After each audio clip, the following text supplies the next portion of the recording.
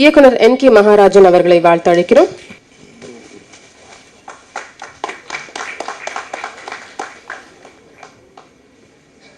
வெற்றி ஒரு செயலை செய்யும் போதே அவனுடைய அல்டிமேட் நமக்கு தேவை வந்து சக்சஸ் தான். எந்த ஒரு போராட்டமும் எந்த ஒரு நிகழ்ச்சியும் அது ஜெயிச்சா அது வரலாற்றில் வந்து பதிக்கப்பட்டுரும்.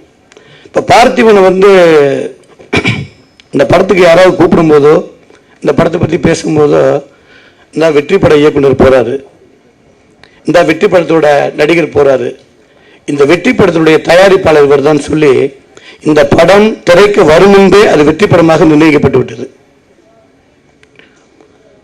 இப்போ நான் வல்லரசு படம் டைரக்ட் பண்ணிட்டு இருக்கும்போது பார்த்திபன் என் கூட வந்து அசிஸ்டன்ட் டைரக்டராக ஒர்க் பண்ணுறதுக்காக என்கிட்ட வந்தார். நான் குறிப்பாக அந்த அசிஸ்டன்ட் டைரக்டர் நிறைய கதையெல்லாம் கேட்க மாட்டேன். ஏதாவது ஒரு சீன் மட்டும் சொல்லுப்பா போதும், நீ என்ன கிரியேட் பண்ணு தெரிஞ்சுக்கலாம் அப்படிங்கிறதுக்காக கேட்பேன். அப்போ ஒரு சீன் ஒன்று சொன்னார். அதாவது ஒரு கண் தெரியாத தாய், ஒரு கஷ்டமான ஒரு குடும்பம், அந்த அப்பா குழந்தையே இல்லைன்னு துடிச்சுக்கிட்டு இருக்க ஒரு மனைவி, இப்படிப்பட்ட ஒரு 3 பேரும், தந்தைக்கு தேவை பணம், தாய்க்கு தேவை கண், தன்னுடைய மனைவிக்கு தேவை ஒரு குழந்தை. அந்த குடும்பத்தில் இருக்க ஒரு பையன். அப்போ ஒரு நாள் ஒரு கடவுள் வந்து ஒரு கனவுல தோன்றி இந்த மாதிரி பார்த்திபா இங்க வாப்பா,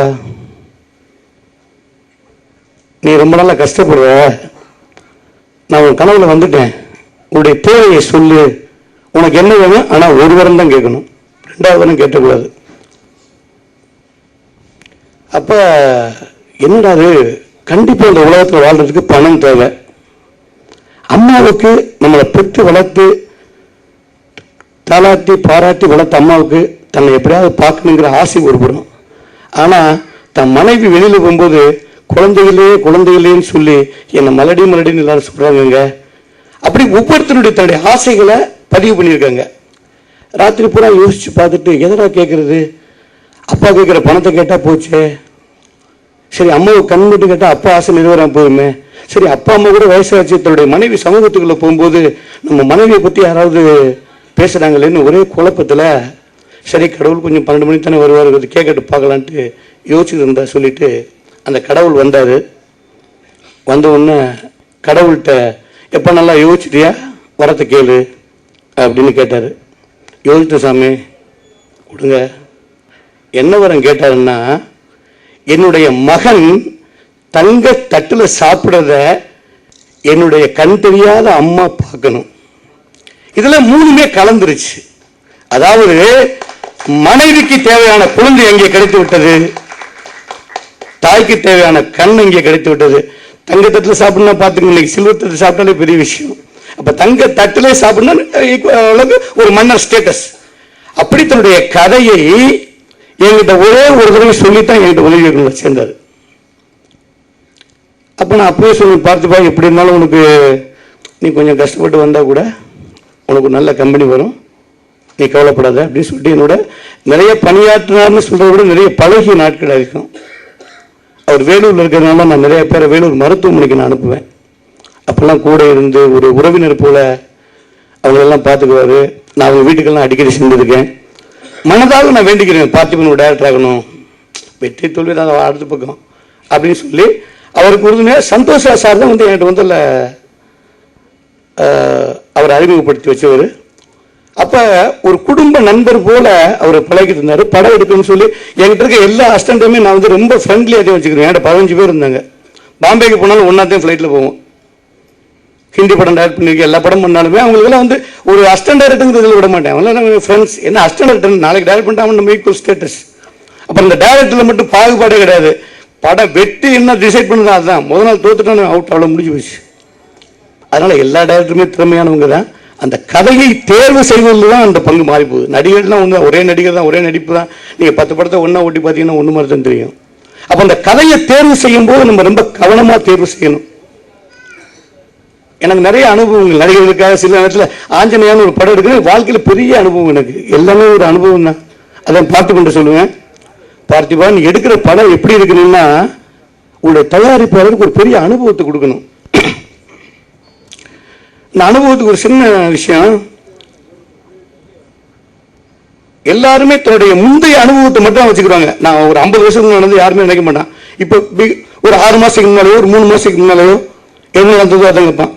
இப்போ ஜெயிச்சிருக்க மட்டும் போய் கேளுங்களேன், பிசினஸ் தான் அப்படி தாப்பா இருக்கும், நாளைக்கு நல்லா வந்துடும் அப்படின்னு சொல்லி அவங்க வெற்றி பெற்ற வரலாறு நினைச்சு கொடுப்பாங்க. அப்போ அந்த நேரத்தில் தோற்றுருக்க வேண்டிய கேளுங்க, இந்த தொழிலே சரியில்லைப்பா, சினிமா சரியில்லை. அப்ப எல்லா மனிதர்களுக்குமே அந்த அனுபவம் தான் அடுத்து நான் ஸ்டெப்புக்கு நான் போகணுமா வேண்டாமாங்கிறது முடிவு பண்றது. அந்த இடைப்பட்ட காலத்தில் நடக்கிற போராட்டத்தை போராடி ஜெயிச்சுட்டா அந்த அனுபவம் தன்னால வந்துடும். நமக்கு ஒரு ராஜாட்ட மந்திரி மன்னா இந்த மாதிரி மக்கள் மேல வரி போடணும் அப்படின்னு கேட்டாரு. ஒண்ணு மன்னர் சொன்னாரு, எதுக்கு வரி போடுறீங்க, எதுக்கு வரி, மக்கள்லாம் சௌக்கியமா இருக்காங்களே, எதுக்காக வரி போடணும் அப்படின்னு சொல்லி கேட்டாரு. அப்ப இல்ல மக்கள்லாம் சௌக்கியமா தானே இருக்காங்க அப்படின்னு அந்த ராஜா சொன்னாங்க. அப்ப மந்திரி கேட்டாரா ராஜாட்ட போய், சரி ராஜா செஞ்சது யாரு அப்படின்னு கேட்கும் போது, இல்ல இன்னைக்கு காலையில ஒரு நாவிதன் என்னை சேவிங் பண்ணிட்டு போனாப்ல. அப்ப இந்த ராஜா அந்த நாவிதன் கேட்டிருக்காரு, எப்ப நாடெல்லாம் எப்படி இருக்கு அப்படின்னு சொல்லி. அப்ப அந்த ராஜா அந்த நாவிதன் சொல்லிருக்கான், அவன் நிறைய வீட்டுல போய் சாப்பாடு வாங்கி சாப்பிடுறது, பல வீட்டுல இந்த பலகாரங்கள் எல்லாமே கிடைச்சிருக்கும். ராஜா உங்க நாட்டுல செல்வம் அப்படியே எல்லா வீட்லயும் பாயாசமும் தேனுமா பெருகி ஓடுது ராஜான்னு சொல்லி அவருடைய அனுபவத்தை அன்னைக்கு பதிவு பண்ணிட்டான். உடனே ராஜா என்ன நான் நாவிதன் கேட்டேன், இவ்வளவு பெரிய செய்தியெல்லாம் சொல்றாப்புல, நீ மக்கள் கஷ்டப்படுறாங்க வரி போடணும்னு சொல்றீங்களே அப்படின்னு சொல்லி, ஓஹோ இதான கதைன்ட்டு மறுநாள் காலையில மந்திரி அதே நாவிதன் வீட்டில் ஒரு சின்ன கடுக்குன்னு திருட சொல்லிட்டான். திருடிட்டாரு அந்த ஒருத்தன் போய். மறுநாள் அதே மந்திரி அதே நாவிதன் ராஜாவுக்கு சேவிங் பண்ண வந்திருக்காப்புல. அப்ப ராஜா கேட்டாரான், எப்படி பாருக்கு நாடெல்லாம். அவனை அழ ஆரம்பிச்சிட்டான். ஐயா உங்க நாட்டில் கொலை கொள்ள பெருத்து போச்சு, திருநெல்வேலியோடு தான் உங்க நாட்டில் கொலை கொள்ள எல்லாம் பெருத்து போச்சு ராஜா, வீட்டில் ஆள் மக்கள் நடமாட முடியல, வீட்டிலே இருக்க முடியல, திருட வந்துட்டான். அப்ப ஒரு அனுபவம் தான் அடுத்த நிலைக்கு எடுத்து செல்லுது. ஒரு மன்னருக்கே அந்த நிலைமைனா பார்த்திபன் கொடுக்கிற அனுபவம் தான் நம்ம தயாரிப்பாளர் சதீஷ்குமார் அவர் அடுத்த நிலைக்கு போறதுக்கு இருக்கணும். அது மீது ரொம்ப கவனமா இருக்கணும். நீ எந்த மாதிரி இந்த படத்தை கிட்டு கொடுக்குறியோ அப்ப அவருக்கு ஒரு அனுபவம் ஃபர்ஸ்ட் எக்ஸ்பீரியன்ஸ் கரெக்ட் பரவாயில்ல, ஆனா ரெண்டுக்குள்ள ஒரு சின்ன இடைவெளி இருக்கு, அந்த இடைவெளியை சதீஷ்குமார் சார் தாங்கிக்கணும். அப்ப என்கிட்ட சொன்னார், இந்த மாதிரி சதீஷ்குமார்ங்கிறவங்க படம் பண்றாங்க வேலூர்காரங்க அப்படின்னு சொன்னாப்புல. அப்ப அவங்கள பத்தி சொல்லி கொஞ்ச நாள் ஃபர்ஸ்ட் டே நான் என்னுடைய அசன்ஸ் படம்னா கண்டிப்பா போவேன், தூக்குவிழாவுக்கு போவேன், பெரும்பாலும் வேற விழாக்கள் போக மாட்டேன். அந்த விழாவுக்கு போயிருந்தேன். அந்த விழாவில் அவரை நான் சந்தித்தேன். முருகன் கோயிலில் ஷூட்டிங் எடுத்தாங்க. நம்ம சேகர் சார் சொன்ன மாதிரி எனக்கு முருகன்னா ரொம்ப பிடிக்கும். அந்த கோயிலில் போய் நானே தூக்கி வச்சுட்டு வந்தேன். நிச்சயமாக இந்த படம் வெற்றி பெறும், வெற்றி பெறணும். அந்த வெற்றிக்கு உறுதுணையாக இருந்த நண்பர்களை பற்றியும் கொஞ்சம் சொல்லி அவங்க இந்த இடத்துல, ஏன்னா வழிகாட்டுதல் தான் ரொம்ப முக்கியம். அது நிறைய கதை இருக்கு. ஏன்னா உதயகுமார் சார் ரொம்ப நேரம் பேசிட்டார், அதுக்கு மேலே பேச முடியாது. சுரேஷ்ங்கிற தான் அவரும் பார்த்திபன் நண்பர் தான். அவருடைய போராட்டத்துக்கெல்லாம் தோள் கொடுத்து துணை நின்று இப்படி ஒரு சந்தர்ப்பத்தை ஏற்படுத்தி கொடுத்துருக்காரு. இப்போ ஒரு நடிகர் மனோ பையன் சொல்லவே வேண்டியதில்லை, ஒரு கலை உலகத்தை சேர்ந்தவன். அவனுக்கு ஒன்றும் பெருசாக அன்னைக்கே சொன்னேன், நீ வேற ஒன்றும் பண்ண வேணாம்ப்பா, உங்க அப்பா போல பண்பா இருந்தா போதும், மனோசாத்துக்கு இடமே என்டர்டைன்மெண்ட் ஆயிரும், அது நடிகர் ஆயிட்டா, அதே மாதிரி நீ இருக்க இடம் என்டர்டைன்மெண்டா வரணும், நல்லா வரணும், நல்லா வருவப்பான்னு சொல்லிட்டு வந்தேன். அந்த பையன் இப்போ நடிச்ச பாட்டை பார்த்து ரொம்ப பிரமாதமாக ஆக்ட் பண்ண டான்ஸ் பண்ணியிருக்காரு. நிச்சயமாக அந்த படத்தில் நல்ல ஒரு கதை இருக்கும், ஒரு அம்மா சென்டிமெண்ட் கதை இருக்கும். இந்த படம் நல்லா ஓடும். சாய் இசையமைப்பாளர், அதாவது எனக்கு ரொம்ப பழக்கலைன்னா கூட அந்த சாங்ஸை பற்றி அப்பப்போ இந்த சேனலில் போட்டிருக்கேன் சார், இந்த சாங் இப்படி இருக்குது சார், இந்த சாங் இப்படி இருக்குது, இது ஒரு ஃபேமிலி என்டர்டெய்னராக போட்டிருக்கேன், இது ஒரு மாதிரி மாஸ் சாங்காக போட்டிருக்கேன் சார் ஃபர்ஸ்ட் சாங், இந்த மாதிரி சொல்லிகிட்டே வந்தார். அவருடைய அந்த ஈடுபாடு தெரிஞ்சு எனக்கு கண்டிப்பாக நல்ல ஒரு சாங்ஸ் கொடுக்கணும். ஏன்னா ஒரு படத்துக்கு ஒரு நல்ல பாடல்கள் அமைஞ்சிட்டாலே ஒரு மனிதன் ஒரு கதையை போய் வீடு வீடியோ சொல்ல முடியாது. 4 பாட்டுக்கு தியேட்டருக்கு இழுக்கக்கூடிய ஒரு மிகப்பெரிய சக்தி அந்த பாடல்களுக்கு இருக்கு. அப்ப இப்ப பார்த்தோம் 3 பாட்டுமே நல்ல ஒரு மக்களுக்கு ஒரு பிடிச்ச ஒரு ஒரு ஐட்டம் நம்பர், ஒரு எமோஷனல் எல்லாமே கலந்துருக்கு. ஸோ அப்போ நிச்சயமாக பாடல் வெற்றி பெறும். அந்த பாடல் வெற்றி இந்த படத்துக்கு ஒரு அடித்தளமாக அமைஞ்சு இந்த படம் வந்து மிகப்பெரிய வெற்றி பெறும் என்று வாழ்த்தி, பார்த்திபன் தனி மனித ஒழுக்கத்தில் ரொம்ப சிறந்தவன், அதுதான் முக்கியமாக இங்கே சொல்லணும். அதனால் முதல்ல இந்த நன்றியை நான் பார்த்திபன் மூலமாக தயாரிப்பாளர் சதீஷ்குமார் அவர்களையும் அழைத்து அவர்களுக்கு நன்றியும் பாராட்டுதலையும் தெரிவித்துக் கொண்டு, இவ்வளவு பேர் வந்து இதே அளவுக்கு கூட்டம் தேட்டருக்கு வந்தால் ரொம்ப சந்தோஷமா இருக்கும். ஏன்னா இதில் முக்கியமாக சொல்ல ஒரு விஷயத்தை மறந்துட்டேன். இந்த பார்த்திபனுடைய நண்பர்கள் தான் ரொம்ப பேர் வந்திருப்பாங்க. ஏன்னா முதல்ல அவங்க வீட்டில் எதிர்பார்ப்பு, அதுக்கப்புறம் அவங்க நண்பர்களுக்கு எதிர்பார்ப்பு, அப்படி நிறைய எதிர்பார்ப்புகளோடு நீங்களாம் காத்துக்கிட்டு இருப்பீங்க. உங்கள் எதிர்பார்ப்புலாம் நிச்சயமாக வெற்றியேறும். இதில் வந்து பார்த்திபனுடைய அழைப்பை ஏற்று தயாரிப்பாளர் சங்கத்திலிருந்து வருகை இருக்கின்ற அன்புக்குரிய நண்பர் அண்ணன் தேனப்பன் அவர்களுக்கும் என்னுடைய வணக்கத்தை தெரியப்படுத்திக் கொண்டு, இந்த படத்தை அடுத்த நிலைக்கு எடுத்து செல்லக்கூடிய பத்திரிகையாளர்கள், அவர் சொன்னார் இந்த மாதிரி நிறைய போட்டாக்கள் வர்றதில்லைன்னு. அப்படி இல்லை, அவங்களுக்கு பிடிச்சா போட்டாக்கள்லாம் வந்துடும். அதுக்காகத்தான் நல்ல ஸ்னேகா வந்தாங்க. அந்த அவருடைய இவர் அந்த பிரசன்ன வந்தார்.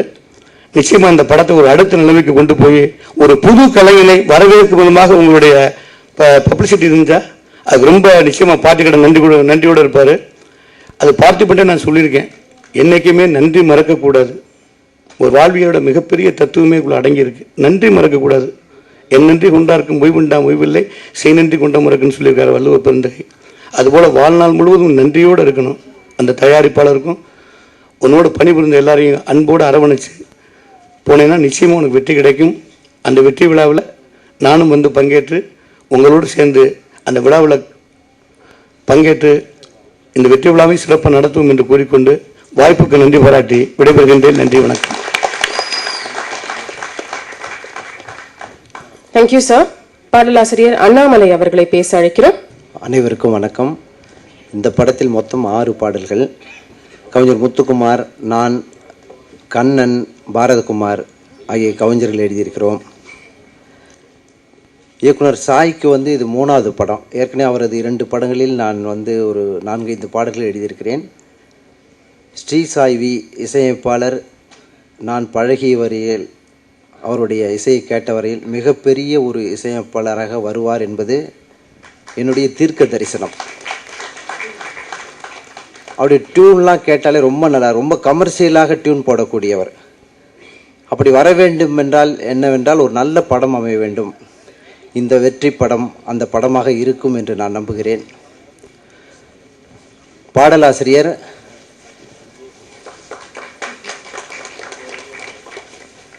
இங்கே எனக்கு முன்பாக பேசும்போது சொன்னார்கள், பாடகர் மனோ அவர்களே ஒரு ஹீரோவாக வந்திருக்க வேண்டியவர். அவர் பாடகராக ஆகிவிட்டதால் அந்த இடத்தை இட்டு நிரப்ப அவரது மகன் ரித்தீஷ் அவர்கள் வந்திருக்கிறார். நிச்சயம் அவர் பெரிய ஹீரோவாக வருவார் என்று நான் நம்புகிறேன். பார்த்திபன் இயக்குனர் அவர்கள் என்னிடம் பாடல் எழுதுவதற்கான சூழ்நிலையை சொன்னபோது மிகவும் சிறப்பாக சொன்னார். ஒரு டீமே உட்கார்ந்து இரவு பகலாக கடுமையாக உழைத்து இந்த படத்தை எடுத்து கொண்டிருக்கிறார்கள். அவருக்கு வாய்ப்பு தந்த தயாரிப்பாளர், நான் பாடல் எழுத வாய்ப்பு தந்த தயாரிப்பாளர் சதீஷ்குமார் அவர்களின் உழைப்புக்கும் இந்த படம் வெற்றி படமாக அமையும் என்று நம்புகிறேன். இந்த படம் தோல்வி படமாக அமையக்கூடாது. ஏனெனில் படத்தின் பெயரே வெற்றி. வெற்றி ஒருபோதும் தோற்காது என்று சொல்லி விடைபெறுகிறேன். நன்றி, வணக்கம்.